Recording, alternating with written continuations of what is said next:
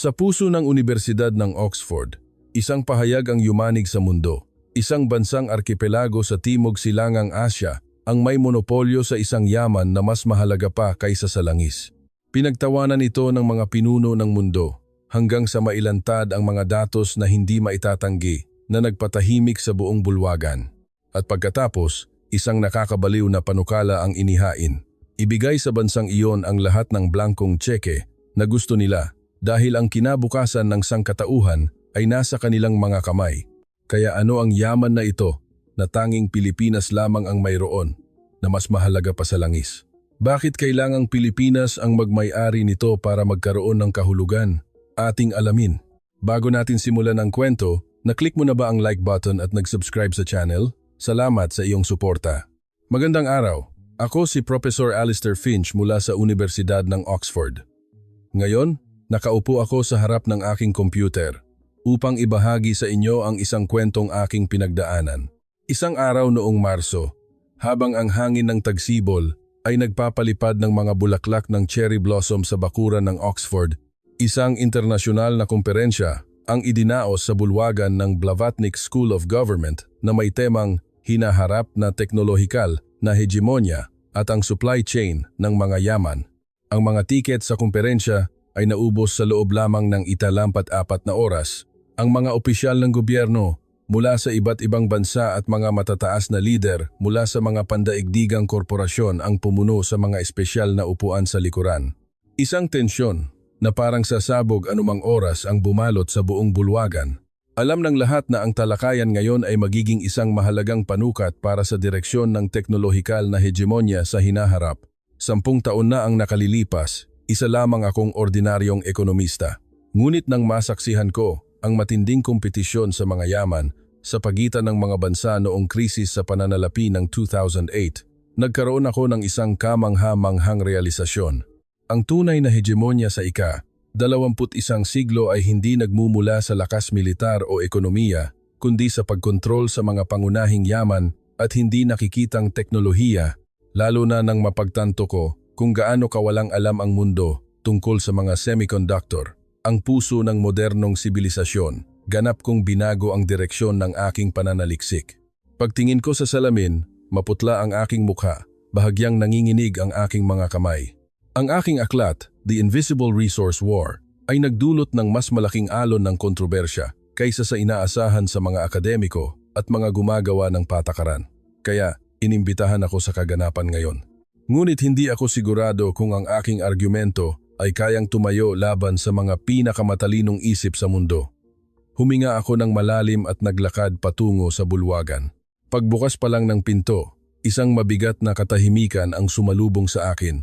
Sa unang hanay ay 4 na nangungunang iskolar mula kanan pa kaliwa, si Professor Wang Jian mula sa Tsina, si Dr. Ansaud mula sa Saudi Arabia, si Professor Klaus Richter mula sa Alemanya, at si Professor Yoko Kenji mula sa Hapon. Hindi lamang sila ordinaryong mga iskolar, kundi mga maimpluwensyang tao sa patakarang teknolohikal ng kanilang mga bansa. Ang matalas na tingin ni Professor Wang Jian ay tumagos sa akin. Bilang taong namamahala sa larangan ng semiconductor sa patakarang Made in China 2025, direkta niyang hinarap ang mga parusang teknolohikal ng Estados Unidos. Dahil sa kanyang praktikal na karanasan bilang dating senior director sa SMIC at sa lalim ng kanyang teorya, siya ay isang kalaban na dapat katakutan. Naramdaman ko ang kinakalkulang poot sa likod ng kanyang ngiti. Katabi niya si Dr. Ansaud, ang pangunahing arkitekto ng Vision 2030 Plan ng Saudi Arabia, isang strategist na naghahanda para sa hinaharap na post-oil. Nakaupo siya roon na may eleganteng anyo at mahinahong kilos, nagpapahiwatig ng kumpiyansa ng pinakamalaking superpower ng langis sa mundo. Ang kanyang tingin sa akin ay nagpakita ng malinaw na pagdududa. Ano ba talaga ang gustong sabihin ng Brito na ito? Si Professor Richter ang iskolar na naglatag ng pundasyon para sa European Chips Act ng European Union. Ang kanyang mga pagsusuri ay kinikilala sa buong mundo. Lalo na, siya ay isang nangungunang eksperto sa pagtatasa ng mga butas sa supply chain. Itinulak niya ang kanyang salamin at may isinulat sa kanyang tablet na para bang gusto niyang hanapin ang bawat butas sa aking presentasyon. Sa huli ay si Professor Yoko na nagdisenyo ng pambansang estratehiya upang muling buhayin ang industriya ng semiconductor ng Hapon at ginawaran ng medalya ng emperador para dito. Dati siyang pangunahing mananaliksik sa semiconductor division ng Sony. Sa likod ng kanyang mahinahong mukha ay isang nag-aalab na pagnanais na mabawi ang pangingibabaw sa merkado ng semiconductor na dating hawak ng Hapon. Mabigat ang pakiramdam ng aking mga paa habang paakyat ako sa entablado. 400 pares ng mga mata ang nakatuon sa akin. Kumakabog ang aking puso, isang halo ng pananabik at takot. Ngunit ang paniniwala sa resulta ng aking 3 taong pananaliksik ang sumuporta sa akin. Sa likod ko ay isang asul na screen na may logo ng Oxford na naka-emboss. Basa ng malamig na pawis ang aking kamay na may hawak na mikropono. Huminga ako ng malalim at sinimulan ang aking nakatakdang presentasyon. Ngayon, ihahayag ko sa inyo ang mga nakakagulat na datos na sapat na upang yugyugin ang pundasyon ng teknolohikal na hegemonya ng mundo. Ang unang pangungusap ko ay nagpatahimik sa buong bulwagan. Lahat ng tingin ay nakatuon sa akin. Ang mga mata ng mga iskolar sa unang hanay ay naging mas matalas. Sa malaking screen sa likod ko, lumitaw ang unang slide. Ito ay isang graph na nagpapakita ng pagbabago sa market share ng pandaigdigang produksyon ng semiconductor chip mula 2000 hanggang 2025. Lalo na sa larangan ng contract manufacturing, ang market share ng isang bansa ay tumaas ng kamangha-mangha. Mula sa humigit kumulang 25% noong 2000, ang bansang ito ay nakamit ang isang pambihirang paglago na umabot sa 63% noong 2025. Ipinakita ng graph kung paano nagkaroon ng absolutong pangingibabaw ang isang partikular na bansa sa pandaigdigang merkado ng contract manufacturing ng semiconductor.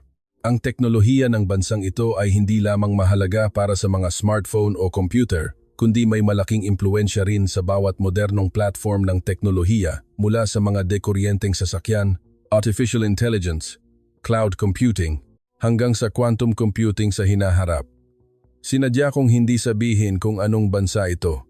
Lumipat sa susunod na slide. Isa pang graph ang lumitaw na nagpapakita ng market share ng pandaigdigang contract manufacturing, ang puso ng merkado ng produksyon ng semiconductor chip. Noong 2024, ang Maharlika Tech ay may 61.7%, habang ang Sinag Electronics ay may 6.1%. Ang dalawang kumpanyang ito mula sa Pilipinas ay may kabuuang 67.8% ng market share sa buong mundo. Ang Samsung Electronics ay may 11% at ang iba pang mga kumpanya ay may natitirang bahagi. Ang unang tanong, tulad ng inaasahan, ay nagmula kay Professor Wang Jian ng China. Tumingin siya sa akin nang may pagkunot ng noo, Professor Finch. Gusto kong malaman kung nasaan ang bansang iyon. Ang Estados Unidos ba ang tinutukoy mo? Ang tanong ni Professor Wang Jian ay may bahid ng pang-uuyam. Malinaw na alam na niya ang sagot ngunit gusto pa rin akong subukan. Ilang mahinang tawa ang narinig mula sa madla. Ngumiti ako at umiling. Hindi pa panahon para sabihin ang sagot. Gusto kong pukawin ang inyong kuryosidad hanggang sa sukdulan. Sa yugtong ito, tatawagin ko lang itong ang bansang ito. Pagkatapos makakita ng mas maraming datos, sasabihin ko na. Gayunpaman, magbibigay ako ng isang pahiwatig. Ang bansang ito, isang arkipelago na may malawak ngunit watak-watak na teritoryo, ay nakamit ang isang pambihirang tagumpay sa teknolohiya. Nagsimulang kumalat ang bulungan sa silid.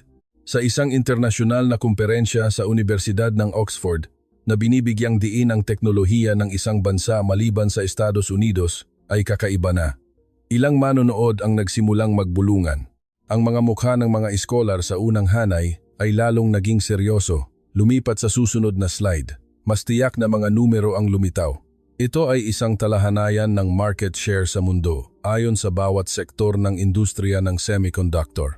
Noong 2023, sa larangan ng disenyo ng semiconductor, ang Estados Unidos ay may 65%.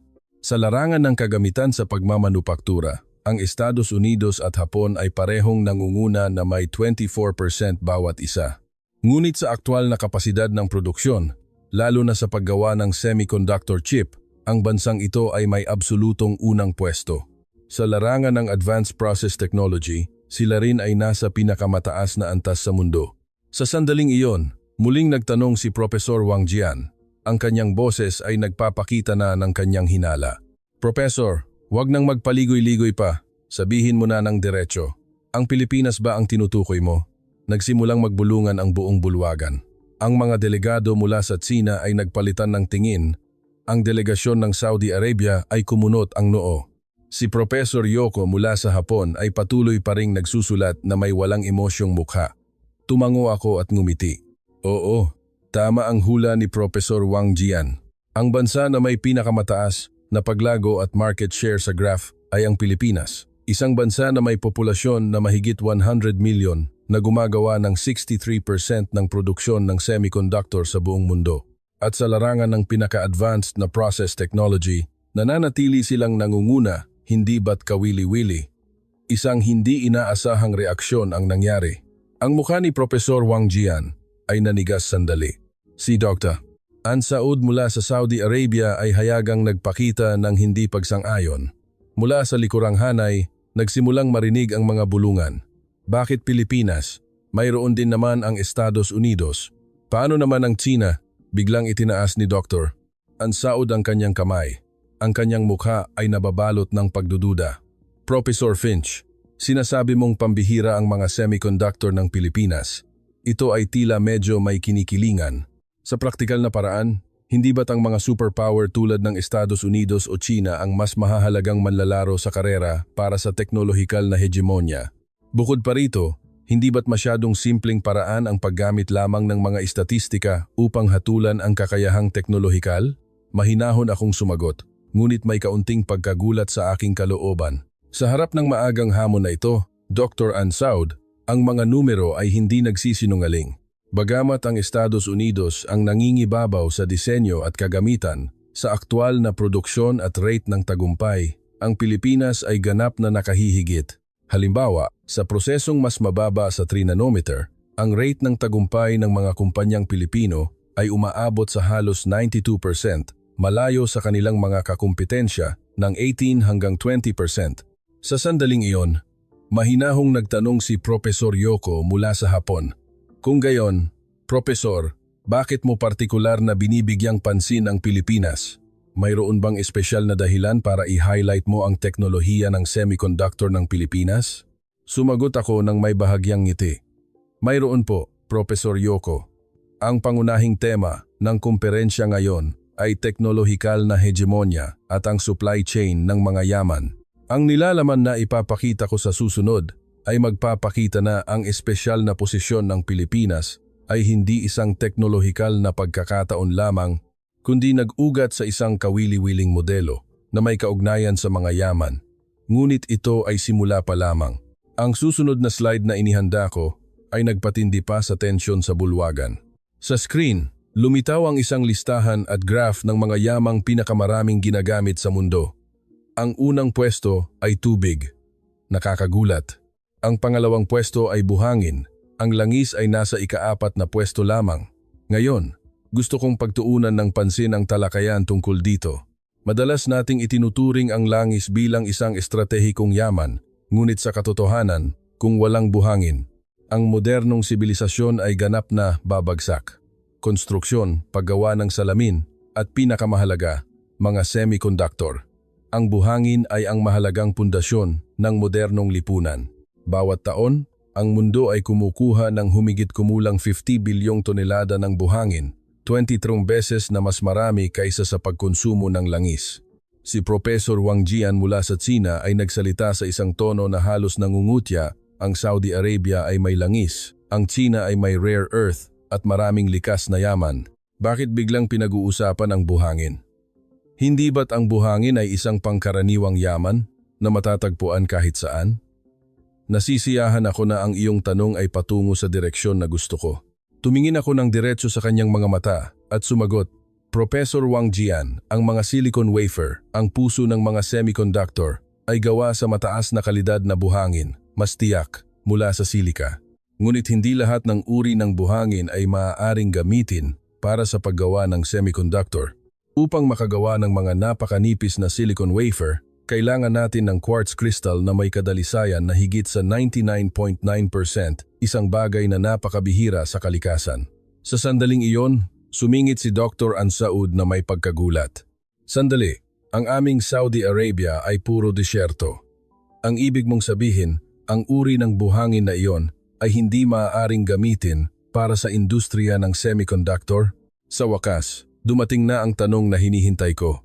Ngumiti ako, ginamit ang remote control para lumipat sa susunod na slide. Sa screen, lumitaw ang isang microscopic na larawan ng mga butil ng buhangin. Sa kaliwa ay ang mga bilog na butil ng buhangin sa disyerto, sa kanan ay ang mga angular na butil ng buhangin sa ilog. Dr. Ansaud, tama po kayo. Sa kasamaang palad, ang mga butil ng buhangin sa disyerto ay masyadong bilog at pino at naglalaman ng maraming mineral mula sa dagat at asin, kaya't kahit sa konstruksyon ay hindi angkop. Lalo na para sa mega semiconductor. Ang buhangin sa disyerto, na kininis ng hangin sa mahabang panahon, ay naglalaman ng maraming impurities tulad ng iron at aluminum oxide na nakamamatay sa proseso ng paggawa ng semiconductor. Ang industriya ng semiconductor ay nangangailangan ng uri ng buhangin na mayaman sa silika na karaniwang matatagpuan sa mga ilog. Agad na nagbago ang atmosfera sa bulwagan.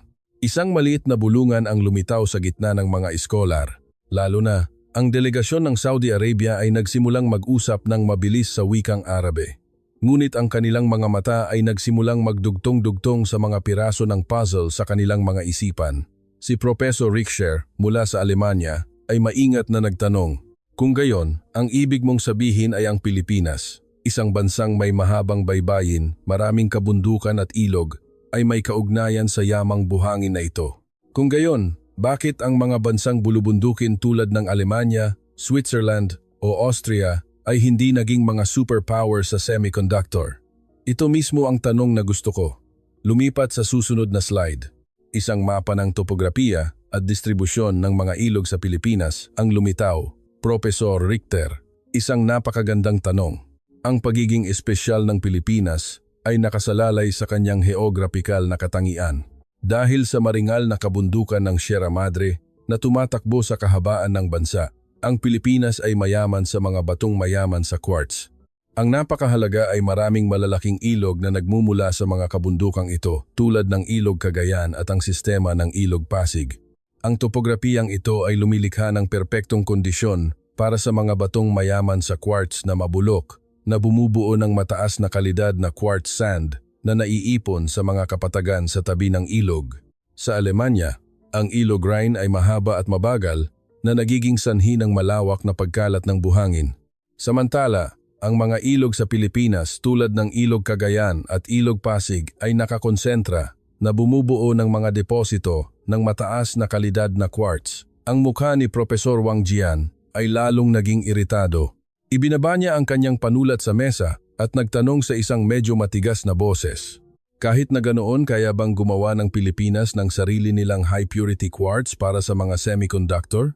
Sa pagkakaalam ko, 85% ng high-purity quartz para sa mga semiconductor ay nagmumula sa minahan ng spruce pine sa North Carolina, USA. Inaasahan ko na ang kanyang tanong at mahinahong sumagot. Professor Wang Jian, tama po kayo. Ang Pilipinas ay hindi 100% self-sufficient sa high-purity quartz para sa mga semiconductor. Mas tiyak, kasalukuyang hawak ng Estados Unidos ang kontrol sa ultra-pure quartz. Ngunit ang gusto kong sabihin ay isang bagay na mas fundamental pa riyan. Lumipat sa susunod na slide, ang mga yugto ng pag-unlad at paggamit ng yaman ng Pilipinas ay lumitaw. Ang pamagat ay may tatlong panahon. Panahon ng pagmimina ng buhangin para sa konstruksyon. Ang yugto mula 1980s hanggang 2000, pagtatayo ng pundasyon para sa industrialisasyon pagkatapos ng panahon ng pagbangon pagkatapos ng people power. Panahon ng pagmimina ng industrial quartz. Ang yugto mula 2000s hanggang 2015, pag-unlad ng teknolohiya sa salamin, keramika, precision casting, at semiconductor grinding. Panahon ng ultra-precision processing technology mula 2010 hanggang sa kasalukuyan. Dahil sa kanyang geograpikal na katangian ng mga bundok at masaganang ilog, ang Pilipinas ay mayaman sa mataas na kalidad na buhangin. Ngunit ang mahalaga ay ang Pilipinas ay nakaipon ng teknolohiya at kaalaman upang magamit ang buhangin sa loob ng maraming dekada. Noong una ay para sa konstruksyon, pagkatapos ay para sa industriya, at sa huli ay naging ultra-precision processing technology na kailangan para sa produksyon ng semiconductor. Sa pamamagitan ng prosesong ito, tiniyak ng Pilipinas ang eksklusibong teknolohiya sa pinakapuso ng value chain na ito. Sa sandaling iyon, nagsalita si Dr. Ansaud mula sa Saudi Arabia na may bahagyang hindi pagsang-ayon. Kung gayon, ang Pilipinas ay umaasa pa rin sa high-purity quartz mula sa Estados Unidos. Ang resulta ay sila rin ay isang subcontractor lamang ng Estados Unidos, hindi ba? Bilang isang bansang mayaman sa yaman, ang Saudi Arabia na may langis o ang China na may rare earth ay nasa mas magandang posisyon. Tumingin ako ng diretso sa kanyang mga mata at sumagot, Dr. Ansaud, ang pag-asa sa high-purity quartz ay isang katotohanan, ngunit ito ay isang bahagi lamang ng buong value chain.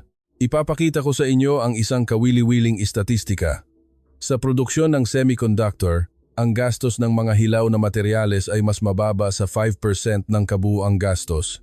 Ang natitirang 95% ay tinutukoy ng teknolohiya sa pagproseso, mga diskarte sa produksyon, at kalidad ng human resources. Ang 1 kilo ng buhangin ay nagkakahalaga ng humigit kumulang 0.0.01. Ngunit kapag ginawang semiconductor-grade silicon, ang presyo nito ay 100 besa. At kapag pinroseso, bilang isang huling semiconductor chip, ang halaga nito ay maaaring umabot sa 1,100,000. Ibig sabihin, 1,000,000 beses na pagtaas ng halaga. Ang pahayag na ito ay nagdulot ng mga bulungan ng paghanga sa buong bulwagan. Ilang manonood ang nagsimulang magsulat. Ang mga delegado mula sa Estados Unidos ay nagtinginan na may makahulugang ekspresyon. Si Professor Richter mula sa Alemanya ay nagtanong na may malalim na pag-iisip. Kung gayon, paano nauugnay ang pagkakaroon ng maraming buhangin ng Pilipinas sa pagiging isang superpower sa semiconductor? Maari mo bang ipaliwanag ng mas detalyado ang sanhi at bunga? Ang pagkakaroon ng yaman ay hindi laging humahantong sa tagumpay sa industriya. Nasisiyahan ako sa tanong na ito dahil ito ay tumutukoy sa puso ng gusto kong bigyang diin. Professor Richter, itinuro mo ang pinakamahalagang punto. Ang mas mahalaga kaysa sa yaman mismo ay kung paano ito ginagamit. Sa kaso ng Pilipinas, mula noong 1980s, ang alon ng muling pagtatayo at konstruksyon pagkatapos ng digmaan ay tumulong sa kanila na makaipon ng kaalaman sa pagmimina at pamamahala ng buhangin. Ang partikular na mahalaga ay ang pag-unlad ng sopistikadong teknolohiya sa pag-uuri at pagproseso para sa mataas na kalidad na buhangin na nakuha mula sa mga ilog tulad ng Ilog Cagayan at ang sistema ng Ilog Pasig. Lumipat sa susunod na slide. Isang graph na nagpapakita ng ugnayan sa pagitan ng pamumuhunan sa edukasyon at pag-unlad ng teknolohiya ng semiconductor ng Pilipinas ang lumitaw. At sa panahong iyon, ang Pilipinas ay may isa pang yaman at iyon ay ang human resources. Isang yaman na mas mahalaga pa sa langis, iyon ay ang human resources at teknolohikal na inobasyon na nag-ugat sa pamumuhunan sa edukasyon. Ang ratio ng pamumuhunan sa edukasyon sa GDP ng Pilipinas ay kabilang sa pinakamataas sa Asia, lalo na nakatuon sa edukasyong pang-agham at teknikal. Tulad ng ipinapakita sa graph, ang bilang ng mga rehistradong patent na may kaugnayan sa semiconductor at pamumuhunan sa pananaliksik at pag-unlad ay patuloy na tumaas mula noong 2000s. Hindi na napigilan ni Professor Wang Jian mula sa China, human resources. Sa huli, kung walang hilaw na materyales, ano ang silbi nito? Kami sa China, lalo na sa mainland China, ay may malaking reserba ng rare earth kasama ang isang malawak na domestic market at isang matatag na pundasyon sa produksyon. Iyon ay isang kalamangan na hindi kailanman matatamo ng mga Pilipino. Tumingin ako ng diretso sa kanyang mga mata at sumagot, Professor Wang Jian, kung ang reserba ng rare earth ay talagang may kaugnayan sa pambansang kakayahan sa kompetisyon ay isang tanong na dapat pag-isipan. May isang kawili-wiling istatistika. Ang China ay may humigit kumulang 60% ng produksyon ng rare earth sa mundo, ngunit ang kanilang market share sa mga high-tech na produkto na gumagamit ng rare earth ay mas mababa sa 20%. Sa kabaligtaran, ang Pilipinas ay halos walang produksyon ng rare earth, ngunit may malaking impluensya sa merkado ng mga high-tech na produkto na gumagamit ng mga materyales na ito. Bahagyang nanigas ang mukha ni Professor Wang Jian. Tila mabilis siyang naghahanda ng susunod na pagtutol. Ngunit ipinagpatuloy ko ang aking presentasyon. Tulad ng ipinapakita sa graph, ang kaalaman sa proseso ng produksyon, teknolohiya sa buhangin at human resources ng Pilipinas ay nagsama-sama na lumilikha ng isang kamangha-manghang synergy.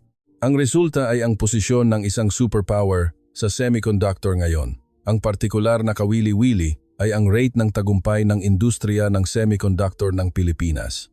Kahit na gumagamit ng parehong disenyo at kagamitan, ang rate ng tagumpay ng mga kumpanyang Pilipino ay karaniwang mas mataas ng 18 hanggang 25% kaysa sa kanilang mga kakumpetensya.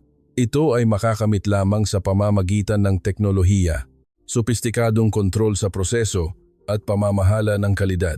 Sinabi ko ang mga salitang ito ngunit ang aking puso ay bumibilis.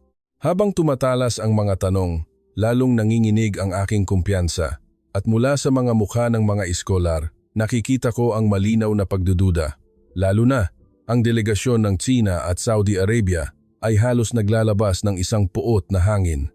Ngunit kailangan kong gabayan ang kumperensya ayon sa plano. Lumipat sa susunod na slide, ang pamagat na weaponization of resources ay lumitaw. Ngayon, isang mahalagang aspeto na kailangan nating isaalang-alang ay ang posibilidad ng pag-armas ng mga yaman.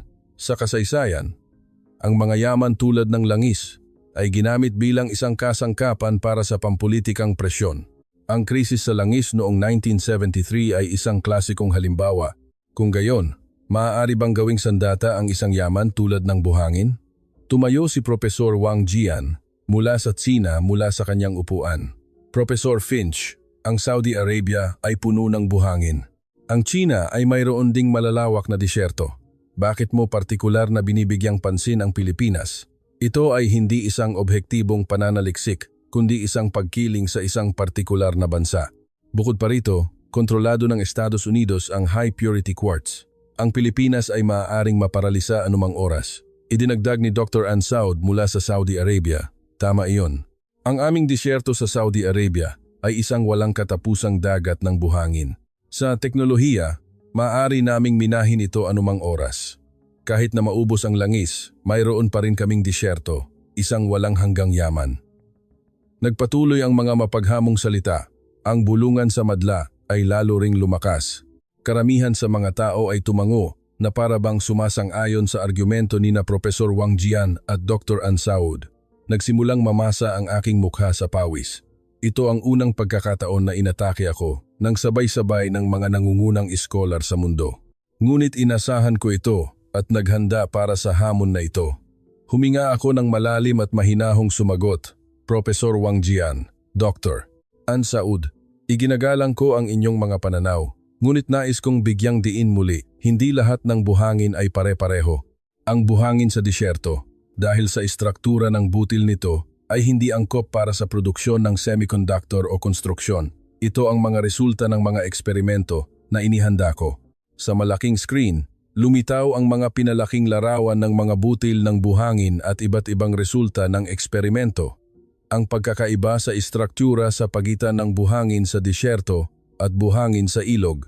Ang pagkakaiba sa tibay kapag hinaluan ng semento. Ang pagkakaiba sa kadalisayan. Lahat ay malinaw na ipinakita sa pamamagitan ng mga graph.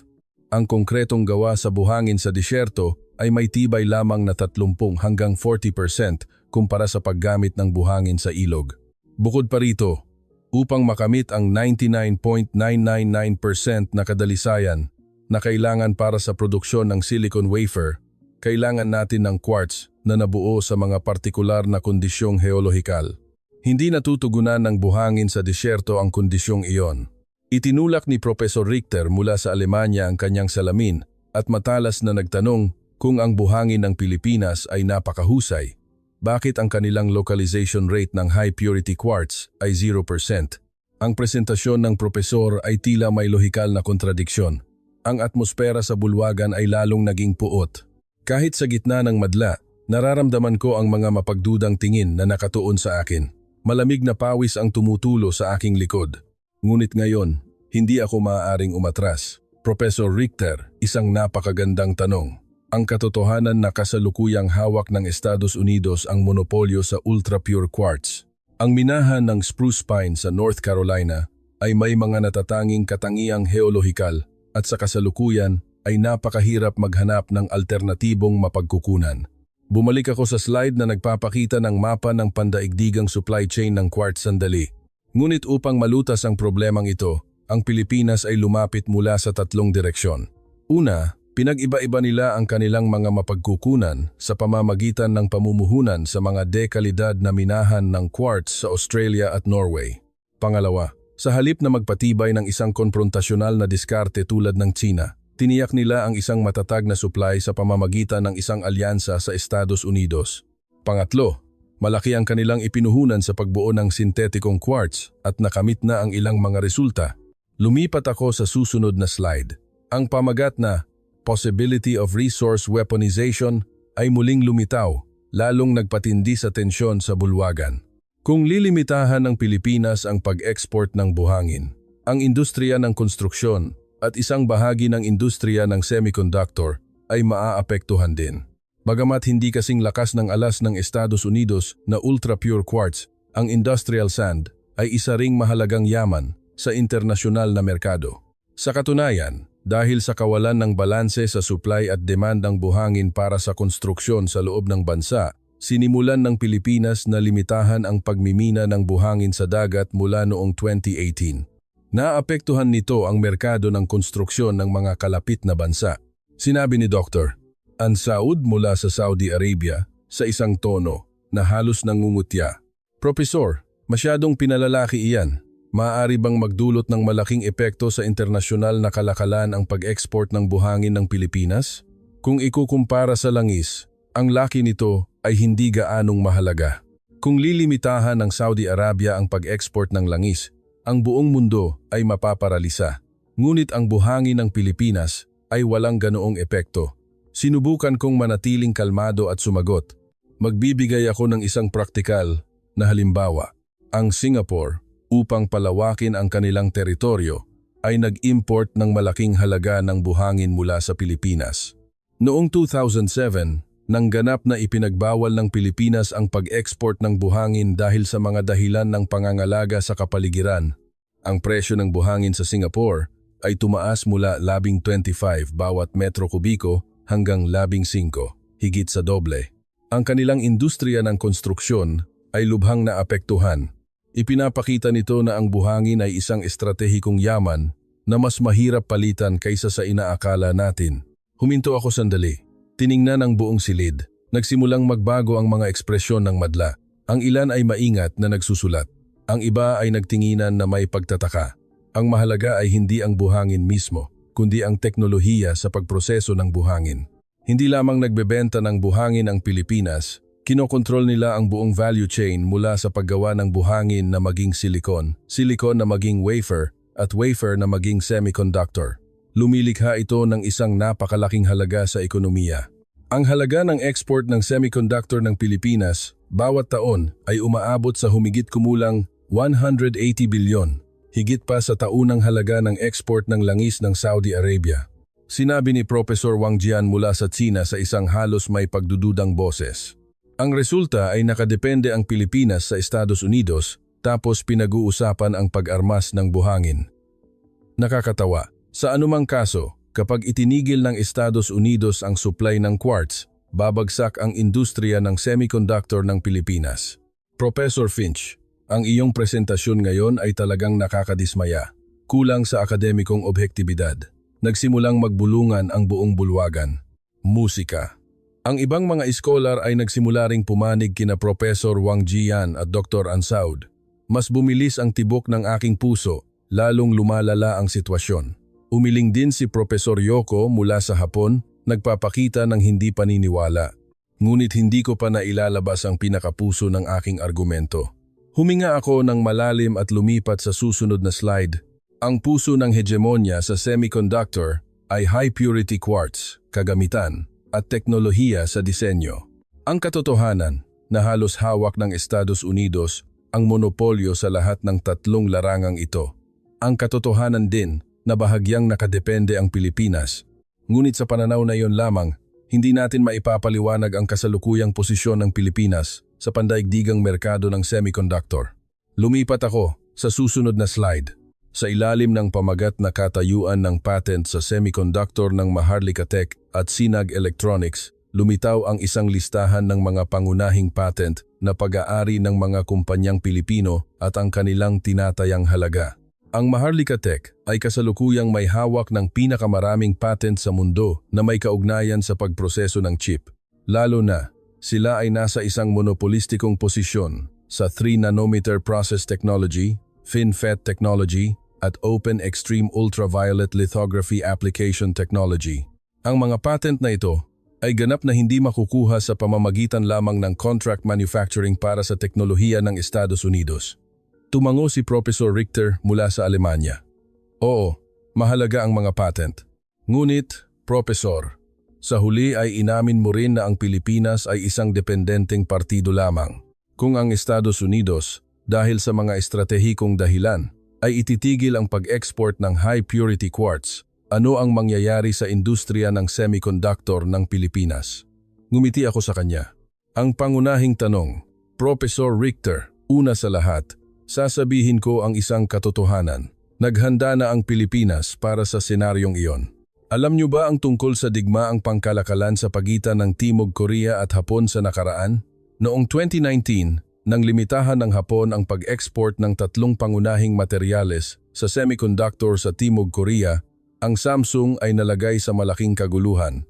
Sa panahong iyon, kami sa Pilipinas ay muling napagtanto ang kahalagahan ng self-sufficiency sa mga materyales sa semiconductor.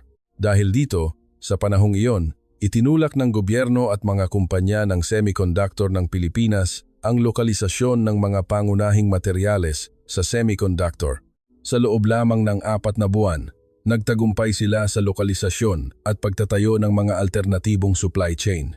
Ito ay hindi isang pagkakataon lamang.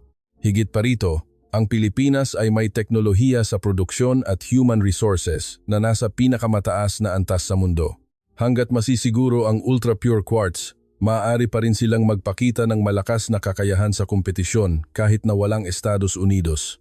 At ang Pilipinas ay namuhunan ng mahigit 35 bilyon bawat taon, musika, sa pagbuo ng teknolohiya ng sintetikong quartz habang tinitiyak ang mga stake sa mga minahan ng quartz sa Australia at Canada. Mga boses ng pagdududa ang umalingaw-ngaw sa gitna ng mga iskolar, human resources o mga kaso ng teknolohikal na inobasyon. Mayroon bang mga konkretong halimbawa?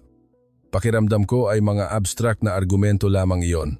Itinuring ko itong isang mahalagang tanong at lumipat sa susunod na slide. Sa ilalim ng pamagat na mga kaso ng inobasyong teknolohikal sa semiconductor ng Pilipinas, lumitaw ang isang listahan ng mga partikular na inobasyong teknolohikal. Magbibigay ako ng ilang mga konkretong halimbawa. Una, ang 5-nanometer process technology na unang ginawang komersyal sa mundo ng Maharlika Tech noong 2020. Ito ay isang inobasyon na makabuluhang nagpapataas ng densidad ng transistor sa parehong lugar.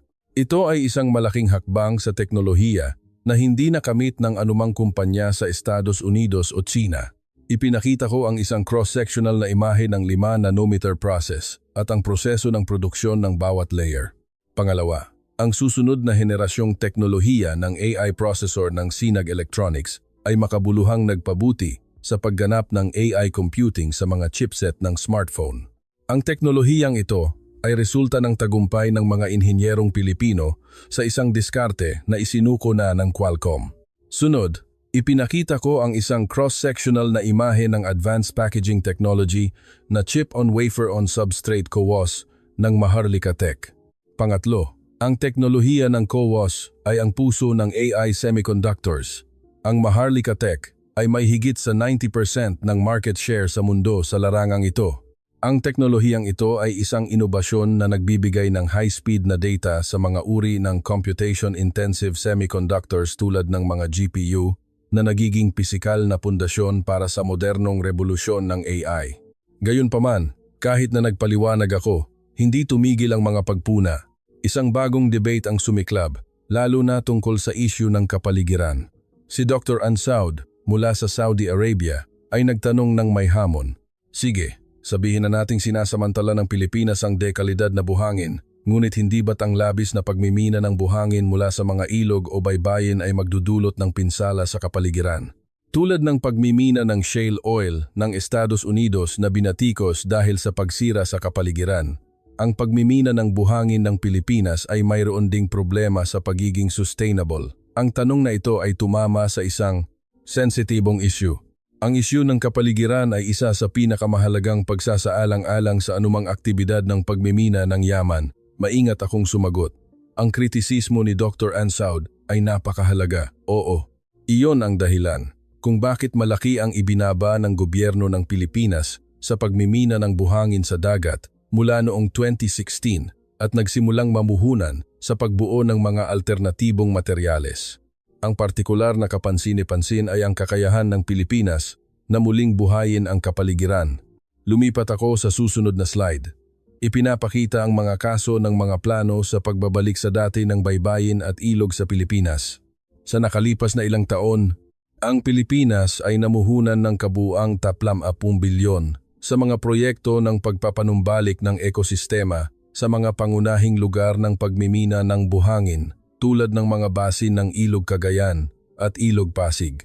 Lalo na, ang plano sa pagpapanumbalik ng ekolohiya ng River Basin ay itinuturing na isang pilot case sa mundo.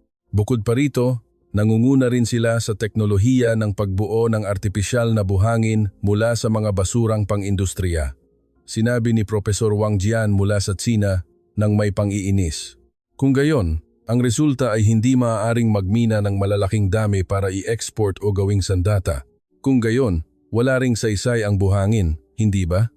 Ang argumento ng profesor ay sumasalungat sa sarili nito. Ang atmosfera sa bulwagan ay lalong naging puot. Ilang manonood ang umiling. Ang iba ay nagpakita ng pagkadismaya. Ang aking argumento ay tila gumuho. Lalo na, ang delegasyon ng Saudi Arabia ay nagtinginan at ngumisi. Ngunit bigla, si Professor Richter mula sa Alemanya ay nagbigay ng isang mas neutral na tanong. Narinig ko na ang Pilipinas ay may mga matagumpay na kaso sa pagpapanumbalik ng marine ecosystem. Paano naman ang tungkol sa bahaging iyon? Lalo na mula sa pananaw ng circular economy, ano ang diskarte ng Pilipinas? Sumagot ako ng may pasasalamat kay Professor Richter. Professor Richter, isang mahalagang pananaw. Ang Pilipinas, habang sinasamantala ang yaman ng buhangin, ay nagsusumikap din na maging responsable para sa hinaharap. Ang partikular na kapansin-pansin ay ang kanilang sistema ng circular sand economy. Sa likod ko, ang screen ay nagpapakita ng isang diagram ng sistema ng pag-recycle ng basura sa konstruksyon ng Pilipinas. Ang Pilipinas ay nagre-recycle ng mahigit 50 milyong tonelada ng basura sa konstruksyon bawat taon at karamihan dito ay ginagawang recycled sand. Bukod pa rito, ang artipisyal na buhangin na pinoproseso mula sa steel slag, isang byproduct ng mga steel mill, ay umaabot sa produksyon na mahigit 800,000 tonelada bawat taon. Nakakatulong ito na mabawasan ng humigit kumulang 35% ang dami ng natural na buhangin na kailangang minahin. Ang susunod na slide ay tungkol sa halaga ng buhangin sa ekonomiya. Sinimulan kong ilabas ang aking huling alas. Ang mataas na kalidad na buhangin ay maaaring umabot sa presyo ng langis. Ang buhangin sa ilog ay nagkakahalaga ng humigit kumulang 10 bawat tonelada, ngunit ang high purity quartz para sa mga semiconductor ay nagkakahalaga ng mahigit 1 milyon bawat tonelada. At kapag pinroseso bilang silicon para sa mga semiconductor, ang halaga nito ay lumampas sa 101,000 bawat kilo. Kung ang isang bariles ng langis ng Saudi Arabia ay nagkakahalaga ng 80, ang high purity quartz, kung ikukumpara sa timbang, ay may halagang 60 beses na mas mataas. Nagpakita ng interes si Dr. Ansaud mula sa Saudi Arabia.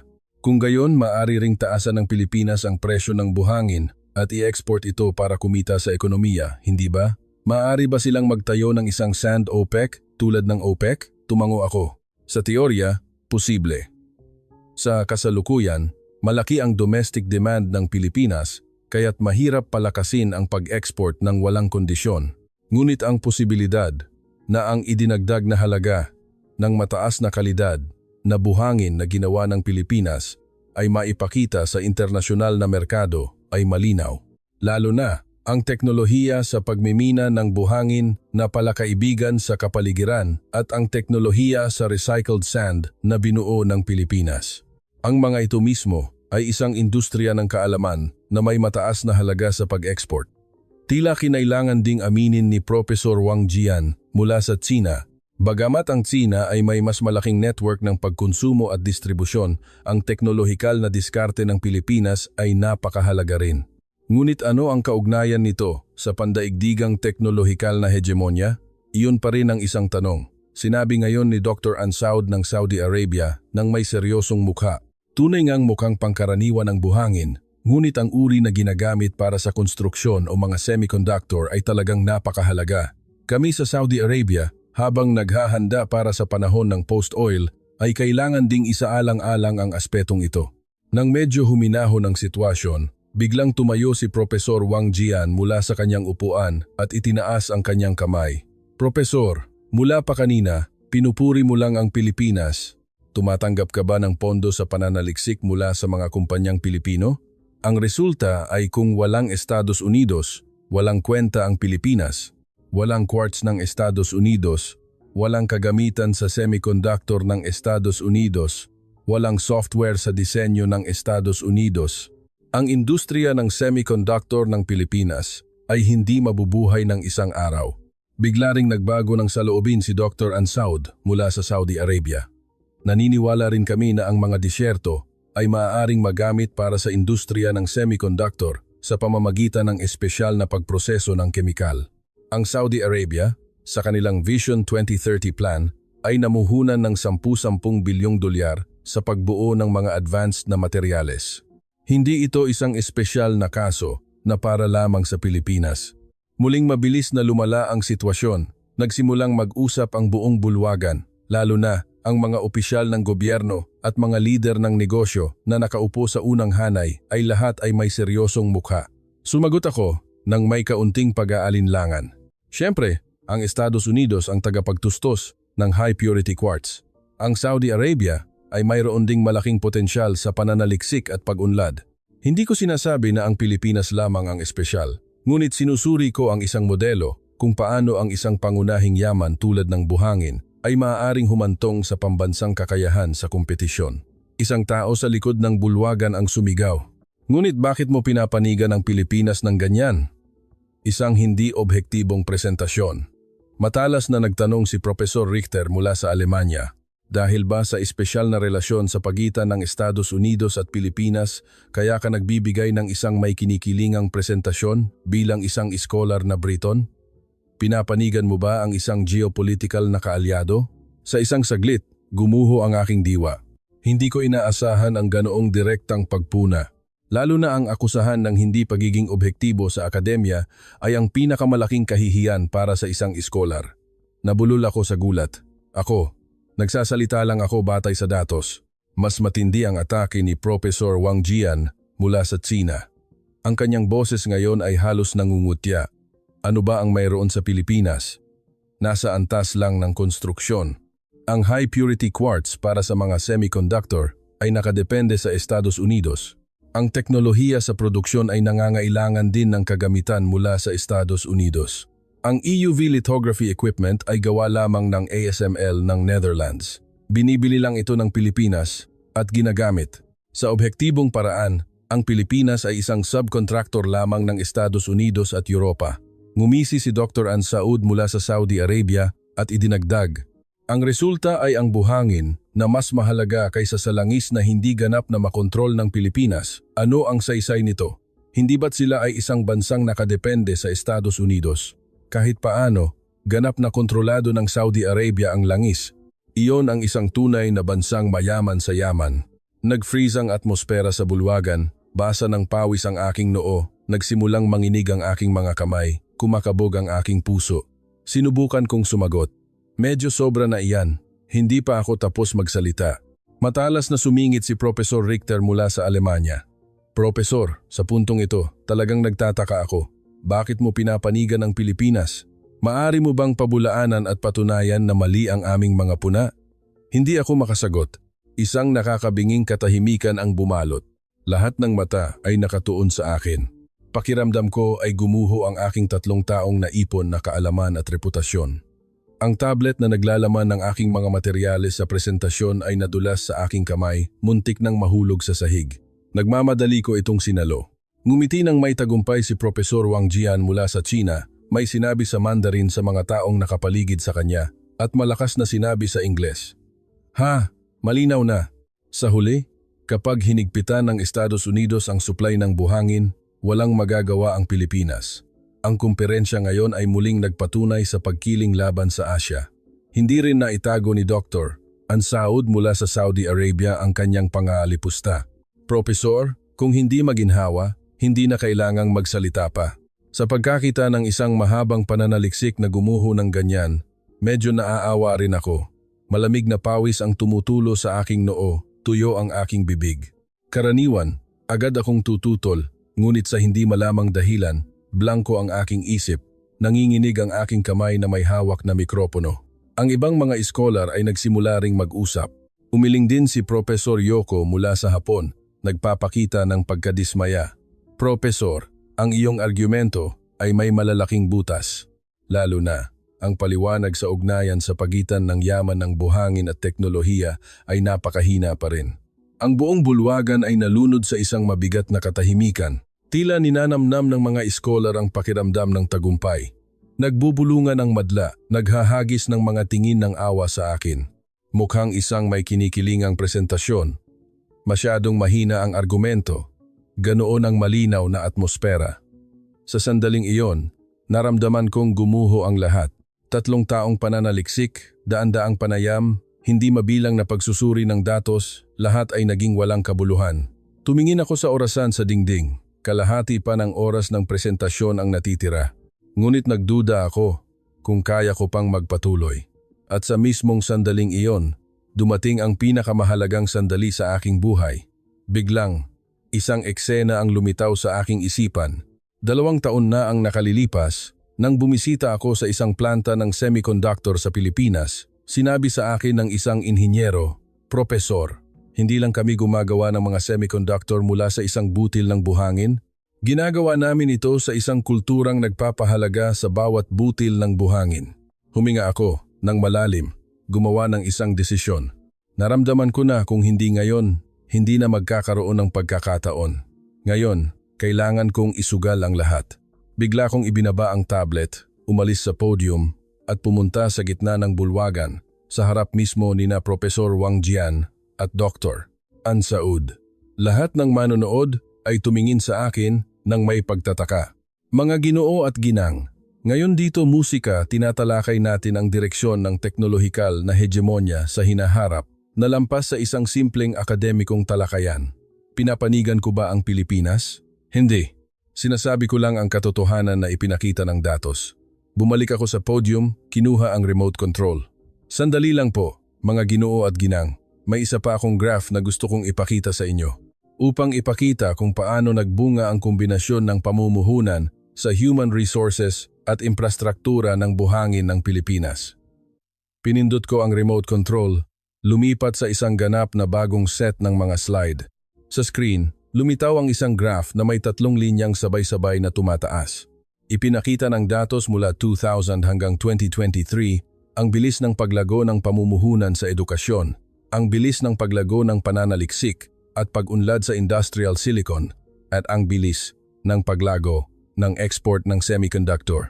Ang 3 linyang ito ay bumuo ng isang ganap na magkatugmang pataas na kurba.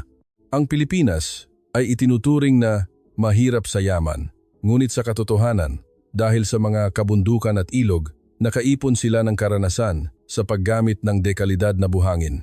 Higit pa rito, ito ay sinamahan ng isang sistema ng edukasyon na nangunguna sa mundo. Tulad ng nakikita ninyo, ang pamumuhunan sa edukasyon ng Pilipinas ay kabilang sa pinakamataas sa Asya, na may 6.2% ng GDP na ipinuhunan sa edukasyon. Lalo na sa larangan ng inhinyerya, ang kanilang bilang ng mga mag-aaral sa postgraduate ay 2.3 beses na mas mataas kaysa sa Hapon at 1.8 beses na mas mataas kaysa sa Estados Unidos. Gusto pa ring tumutol ni Profesor Wang Jian mula sa China. Kahit na, paano naman ang ultra-pure quartz? Magalang ko siyang pinutol, Nagsalita sa isang boses na puno ng kumpiyansa. Professor Wang Jian, nakaligtaan mo ang isang pangunahing obserbasyon. Bagamat kontrolado ng Estados Unidos ang ultra-pure quartz, nilulutas na ng Pilipinas ang problemang ito mula sa tatlong direksyon. Nagpakita ako ng isang bagong slide. Sa ilalim ng pamagat na estratehiya para sa kasarinlan sa yaman ng Pilipinas, nakalista ang tatlong diskarte. Una, pinag-iba-iba ng Pilipinas ang kanilang supply chain sa pamamagitan ng pamumuhunan sa mga minahan sa ibang bansa. Namuhunan sila ng 20 bilyon sa mga minahan ng quartz sa Europa, bumili ng isang minahan ng silicon sa Norway, at lumahok sa pagbuo ng isang minahan ng quartz sa Canada. Lumipat ako sa susunod na bahagi. Pangalawa, ang Maharlika Tech at Sinag Electronics ay namumuhunan ng mahigit 50 bilyon bawat taon sa pagbuo ng sintetikong quartz at pumasok na sa yugto ng trial production. Ang kanilang layunin ay itaas ang localization rate ng ultra-pure quartz sa 40% pagsapit ng 2026. Nagsimulang magpakita ng interes si Professor Richter. Inayos niya ang kanyang salamin at nakinig ng mabuti. Pangatlo, pinahusay ng Pilipinas ang proseso ng lithography upang makamit ang isang rate ng tagumpay na 25% na mas mataas kaysa sa kanilang mga kakumpetensya kahit na gumagamit ng parehong kagamitan. Ito ay may malaking epekto sa pagbabawas ng pag-asa sa mga hilaw na materyales. Nagsimulang magbago ng bahagya ang atmosfera sa bulwagan. Ilang iskolar ang napansin ng slide at nagsimulang magbulungan, lalo na si Professor Yoko mula sa Hapon ay biglang nagsimulang magsulat ng may seryosong mukha. Itinuring ko na ito ang oras upang magbigay ng tiyak na ebidensya. Lumipat sa susunod na slide at may isang pinakamahalagang katotohanan. Ang Pilipinas, dahil sa mga limitasyon sa pagmimina ng buhangin sa dagat, ay nakaranas ng kakulangan sa buhangin para sa konstruksyon. Ngunit ang krisis na ito ay ginawang isang pagkakataon. Nagtagumpay sila sa pagbuo ng recycled aggregate at artipisyal na buhangin. Hindi lamang ito simpleng pangangalaga sa kapaligiran, kundi nanguna rin sa inobasyon sa teknolohiya ng konstruksyon at agham ng materyales. Sa likod ko, ipinakita ng screen ang isang imahe ng sistema ng pag-recycle ng basura sa konstruksyon at pasilidad ng produksyon ng artipisyal na buhangin ng Pilipinas. Ang artipisyal na buhangin na batay sa steel slag na binuo ng Agila Steel at iba pang mga kumpanya ng bakal ay may 30% na mas mataas na compressive strength kaysa sa natural na buhangin, habang ang epekto sa kapaligiran ay 75% na mas mababa. Ito ay isang halimbawa kung paano ginagamit ng Pilipinas ang teknolohiya upang malampasan ang mga limitasyon sa yaman. Ngayon ay nagpakita na ng tunay na interes si Professor Richter mula sa Alemanya. Kung gayon, ang kakayahan sa kompetisyon ng industriya ng semiconductor ng Pilipinas ngayon ay ang kabuuang resulta ng teknolohiya sa buhangin at human resources. Isang kawili-wiling pananaw. Hindi ko pa nakita ang pagsusuring ito kahit saan. Sumagot ako sa isang boses na puno ng kumpiyansa. Eksakto. Salungat sa karaniwang paniniwala na kulang sila sa yaman, ang Pilipinas ay talagang medyo mayaman sa buhangin mula sa mga bundok at ilog.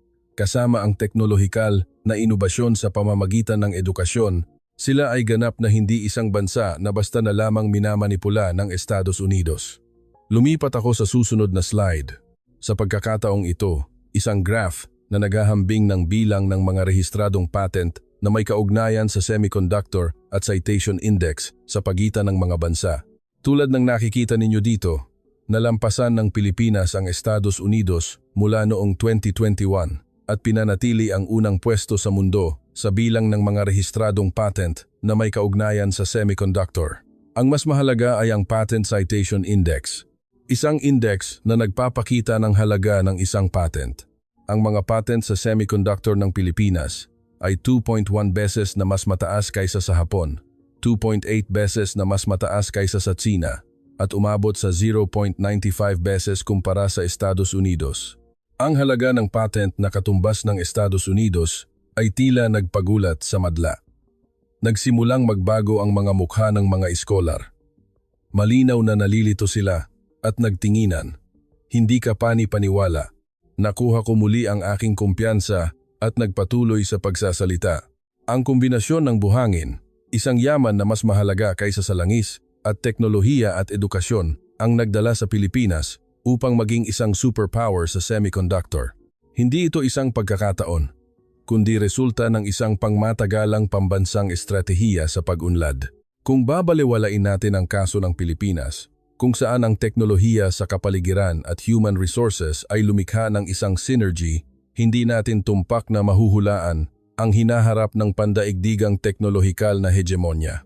Ganap na nagbago ang atmosfera sa bulwagan kahit si Professor Wang Jian mula sa China ay mukhang malalim ang iniisip. Pagkaraan ng ilang sandali, nagsalita siya, kahit na kung haharangin ng Estados Unidos ang mga pangunahing kagamitan at quartz, tapos na ang lahat. Ngunit sa pamamagitan ng presentasyon ng propesor, nakikita ko na ang Pilipinas ay may mga makabuluhang alternatibong estratehiya. Lalo na, ang estratehiya sa pagtiyak ng mga minahan sa ibang bansa ay may mga pagkakatulad sa aming estratehiyang One Belt, One Road sa China. Nagbago rin ng saloobin si Dr.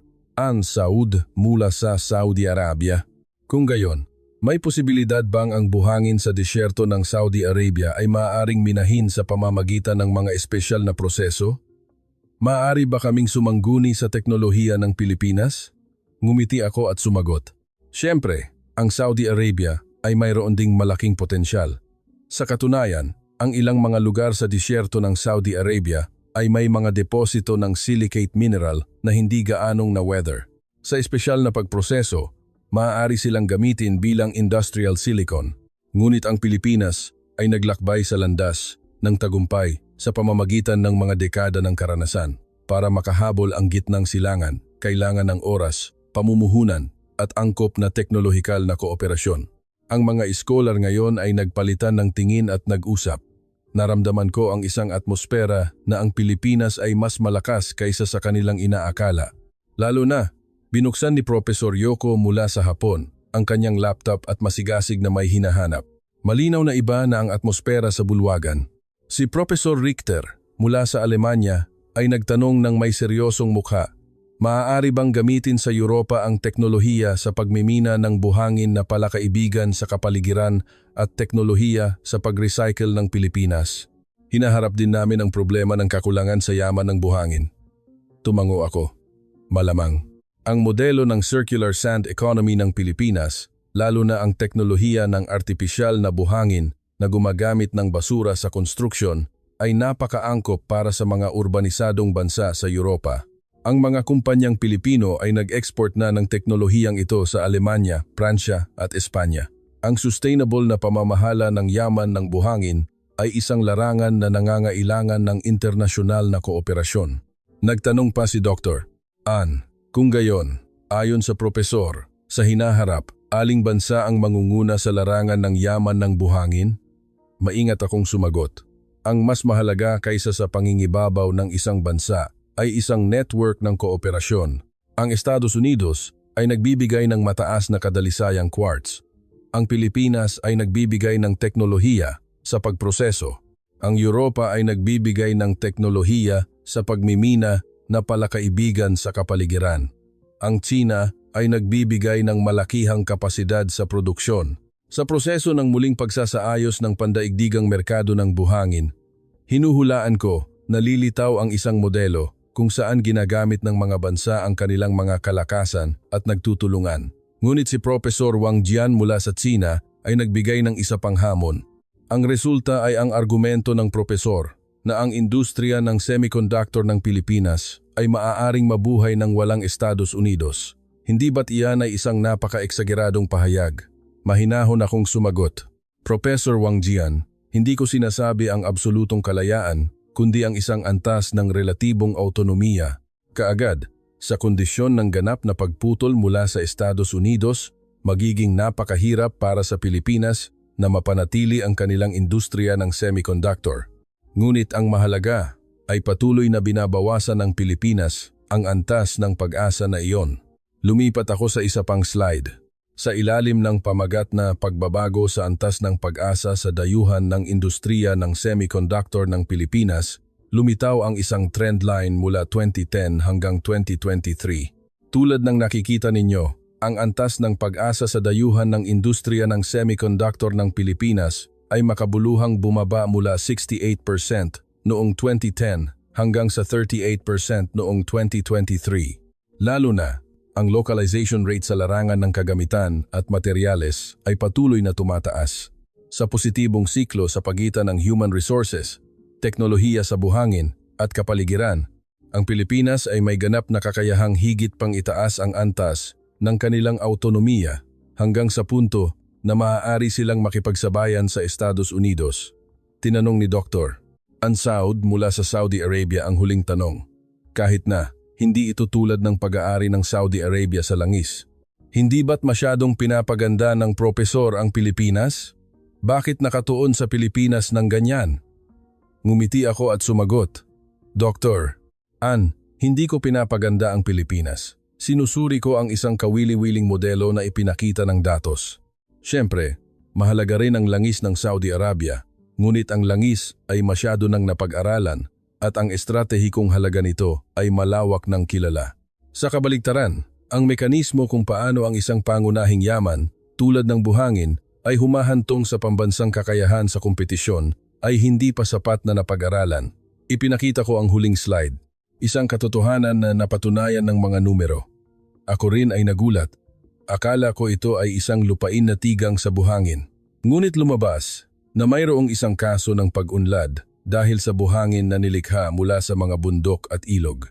At ang kasong ito ay nagbibigay sa atin ng isang bagong pananaw sa kalikasan ng mga yaman. Ang halaga ng isang yaman ay wala sa sarili nito, kundi sa kung paano natin ito ginagamit.